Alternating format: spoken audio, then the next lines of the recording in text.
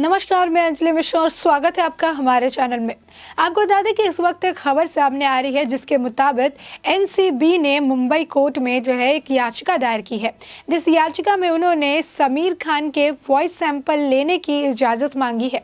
आपको बता दें कि समीर खान जो है वो नवाब मलिक के दामाद है और उनका केस फिर से रीओपन किया गया था। समीर खान और करण सजनानी को इस साल की शुरुआत यानी जनवरी में गिरफ्तार किया गया था और 8.5 महीने बाद इन्हें बेल दे दी गई। यानी नवाब मलिक के दामाद समीर खान इस वक्त बेल पर है, साथ ही साथ करण सजनानी भी इस वक्त बेल पर थे और इसी दौरान अभी हाल फिलहाल में इनका केस वापस से रीओपन किया गया है। और रीओपन होते ही करण सजनानी को पहले समन जारी किया गया था और उन्हें पूछताछ के लिए बुलाया गया था।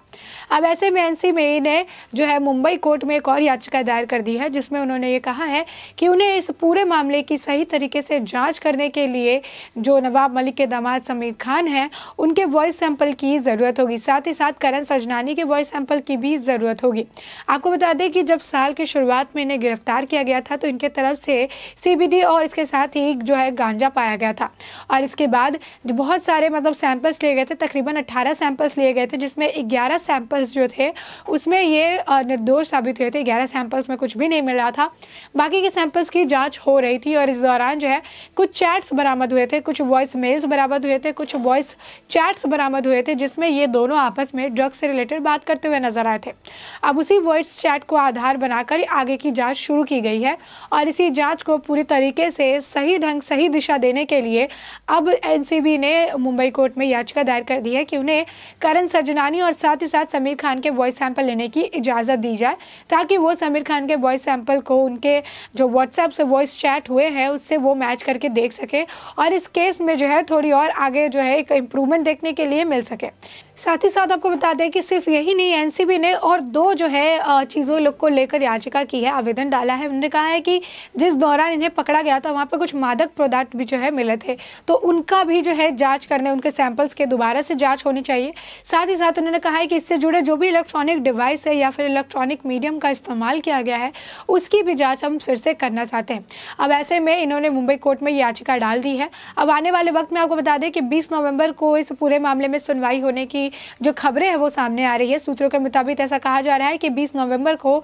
इस जो आवेदन जो डाला गया है एनसीबी की तरफ से, जो याचिका डाली गई है एनसीबी की तरफ से कि उन्हें समीर खान के वॉइस सैंपल चाहिए, इसको लेकर 20 नवंबर को सुनवाई हो सकती है। और अगर कोर्ट इस सुनवाई के दौरान उन्हें अग्री कर देती है, इस याचिका को पास कर देती है और कहती है कि वो समीर खान के वॉइस सैंपल को ले सकती है, तब आप साफ तौर पर देख सकते हैं कि समीर खान के साथ साथ नवाब मलिक की भी मुश्किलें बहुत जल्द ही बढ़ने वाली है, क्योंकि वॉइस सैंपल मिलने से ही ये बात साफ हो जाएगी कि आखिर वॉइस चैट में जो ड्रग से लेकर बात हो रही थी, ड्रग रिलेटेड जो बात हो रही थी, लेन देन की जो बातें चल रही थी, बेच खरीद की जो बातें चल रही थी करण सजनानी और समीर खान के बीच में, अगर वॉइस लेने की परमिशन मिल जाती है, वॉइस सैंपल ये ले लेते हैं, तो ऐसे में अगर वॉइस सैंपल मैच करती है तो इन दोनों के लिए परेशानी और भी ज़्यादा बढ़ने वाली है। या यूँ कह सकते हैं कि जो आरोप अब तक समीर खान पर लगाए जा रहे हैं और जिसे नवाब मलिक फर्जीवाड़ा, उनकी पत्नी जो है समीर खान की, वो भी नीलोफर जो खान है वो भी इसे फर्जीवाड़ा बता रही है, कह रही है कि एनसीबी जो है कहानियां गढ़ रहे हैं मेरे पति को फ्रेम करने के लिए। तो ऐसे में अगर वॉइस सैंपल ले लिया जाता है और वॉइस सैंपल से इनकी सैंपल्स मैच कर जाते हैं तो फिर आप कह सकते हैं कि समीर खान बुरे फंसने वाले हैं और समीर खान के लिए परेशानी काफ़ी ज़्यादा बढ़ने वाली है, क्योंकि ये प्रमाणित हो जाएगा कि समीर खान कोई हर्बल सिगरेट नहीं बल्कि गांजे की सप्लाई को लेकर बात कर रहे थे, ड्रग्स को लेकर वो बात कर रहे थे। और ऐसे में जो वो जमानत पर बाहर आए हैं उनकी जमानत भी आने वाले वक्त में रद्द हो सकती है। आपको बता दें कि ये सारे मामला जो है, जो 8 महीने से इसकी सुगबुगाहट नहीं थी, इसके बारे में वापस से लोगों ने नहीं सुना था। समीर खान कौन था ये लोगों को कभी बॉदर नहीं करता था, लेकिन जैसे ही ये मुंबई का ये ड्रग मामला सामने आया जिसमें आर्यन खान का मुद्दा उठा, उसमें एक शख्स जो है वो काफ़ी ज़्यादा एक तरफ से आप कह सकते हैं कि वायरल होते हुए नजर आए, वो थे नवाब मलिक,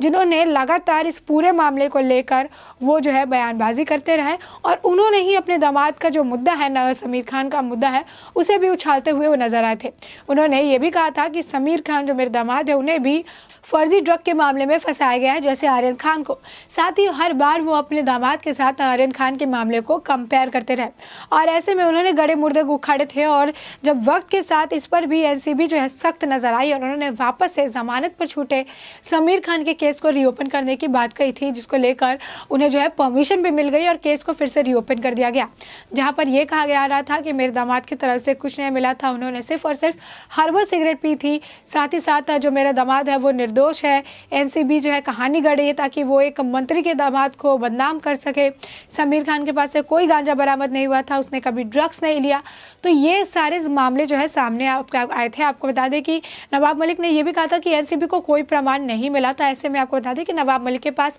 आधी जानकारी थी। उनको 18 सैंपल लिए गए थे, जिसमें से 11 सैंपल में कुछ भी नहीं मिला था, लेकिन 7 सैंपल्स की जांच हो रही थी। और इस दौरान कुछ ऐसे वॉइस चैट्स मिले थे, कुछ ऐसे जो है चैट्स सामने आए थे, जिससे ये पता चला था, मैसेजिंग हुई थी, टेक्सटिंग हुई थी, जिससे ये पता चला था कि इन दोनों के बीच में ड्रग्स के लेन देन हुए हैं। ऐसे में वो अब वॉइस सैंपल को आधार बनाकर एनसीबी आगे अपनी जांच को पूरा करना चाहती है। और एनसीबी को ये बात समझ में आ चुकी है कि वो समीर खान जो है कहीं ना कहीं किसी न किसी तरीके से इस पूरे ड्रग के मामले में वो इन्वॉल्व्ड है। और इस बात का पता तभी लगाया जा सकता है जब वॉइस सैंपल्स की जांच हो सके, जो कि बिना परमिशन वो नहीं ले सकते। और इसी पूरे मामले को देखते हुए एनसीबी ने मुंबई कोर्ट में इसकी याचिका दायर कर दी है कि जल्द से जल्द उन्हें परमिशन मिल जाए और वो समीर खान के जो वॉइस सैंपल्स है उसे कलेक्ट कर सके, जिसे वो कोर्ट के सामने पेश करे और इस पूरे मामले का पर्दाफाश हो। आपको बता दें कि साल की शुरुआत में तकरीबन 13 जनवरी के आसपास करण सजनानी, जो कि एक ब्रिटिश नागरिक है,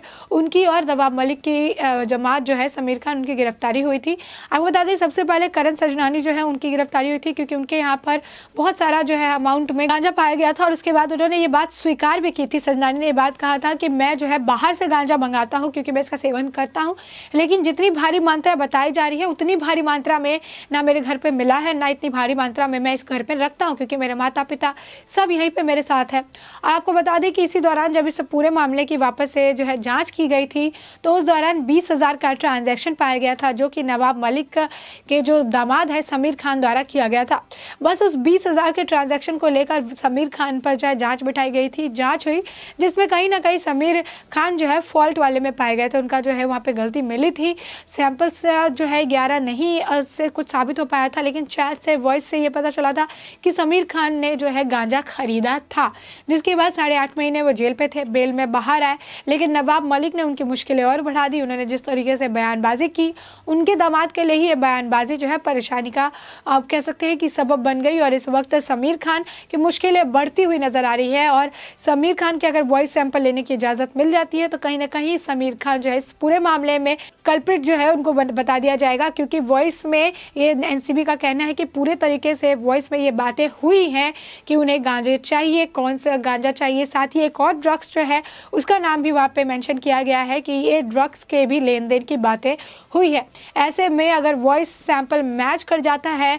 तो नवाब मलिक और साथ ही साथ समीर खान का झूठ सबके सामने आ जाएगा और ऐसे में उनकी परेशानी बढ़ जाएगी। यही नहीं है, पहली बार नहीं है, इससे पहले भी आपको बता दें कि बॉम्बे हाई कोर्ट नवाब मलिक जो है उसको अलग पहले ही डांट लग चुकी है और बॉम्बे हाई कोर्ट के सामने उन्होंने जो दस्तावेज जो पेश किए थे समीर वानखेड़े को लेकर, उसके लिए उन्होंने कभी आप कह सकते हैं कि काफ़ी जो है वो गलत डॉक्यूमेंट्स थे। कोर्ट ने वहाँ पर ये बात भी कही थी कि यहाँ पर समीर वानखेड़े और मुस्लिम में जो हैंड राइटिंग है उसमें भी काफ़ी डिफरेंस देखने के लिए मिल रहा है, यानी जो डॉक्यूमेंट्स पेश किए गए थे उसे फर्जीवाड़ा बताया गया था। और इसे बताते हुए कोर्ट ने जो है नवाब मलिक को फटकार लगाई थी। उनकी बयानबाजी को लेकर भी उन्हें फटकार लगाई थी कि एक मंत्री होने के बावजूद वो किस तरीके से बिना जांच पड़ताल के, बिना वेरिफिकेशन के, एक डॉक्यूमेंट्स के आधार पर किसी के बारे में इतनी सारी चीज़ें बोल सकते हैं, उनके जो है करियर पे, उनके जो काम है, उनकी पर्सनल लाइफ पे सवाल खड़े कर सकते हैं। और ऐसे में नवाब मलिक की बयानबाजी का खामियाजा उनके परिवार वालों को भी भरना पड़ रहा है, चाहे वो बात समीर खान से जुड़ी हो, नीलोफर खान से जुड़ी हो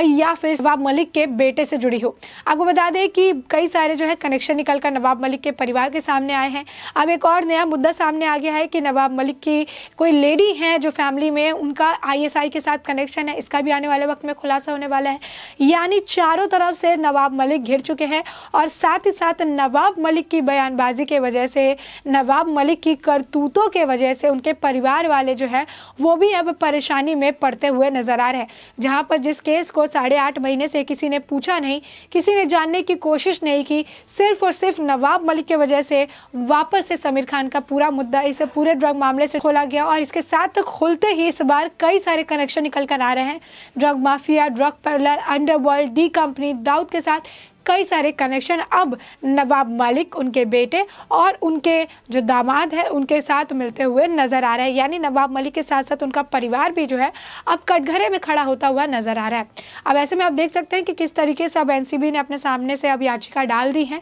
जिसकी सुनवाई अब 20 नवंबर तक हो सकती है। अब ऐसे में कोर्ट इस पूरे मामले को लेकर क्या कहती है, क्या कोर्ट मंजूरी देती है ताकि जो एनसीबी है वो जो समीर खान है उनके वॉइस सैंपल को कलेक्ट कर सके, और अगर कोर्ट इसको लेकर मंजूरी दे देती है तो ये बात तो साफ है कि समीर खान के साथ साथ नवाब मलिक की भी मुश्किलें बढ़ने वाली है। अब इसी के साथ इस खबर को लेकर, इस पूरे मामले को लेकर आपकी जो राय है हमें कमेंट सेक्शन में कमेंट करके जरूर बताएं।